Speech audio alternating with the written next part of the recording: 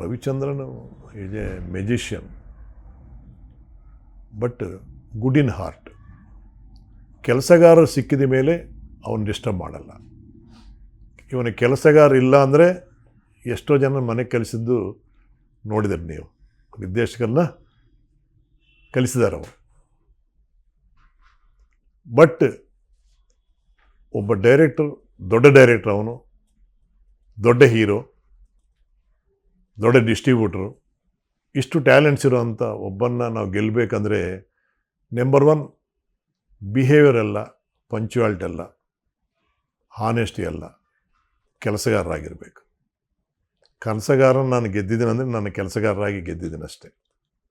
ನನ್ನ ಅವನು ಗುರುಗಾರ ಅಂತ ಕರಿತಾನೆ, ನಾನು ರವಿಯವ್ರನ್ನ ಬಾಸ್ ಅಂತ ಕರಿತೀನಿ. ನಾನು ಅದೇ ಪ್ರೀತಿ ವಿಶ್ವಾಸ ಇರೋದ್ರಿಂದನೇ ರವಿಚಂದ್ರನ ಕನಸುಗಾರನ ಗೆದ್ದು ಈ ಕೆಲಸಗಾರ ಗೆದ್ದಿದ್ದಾರೆ.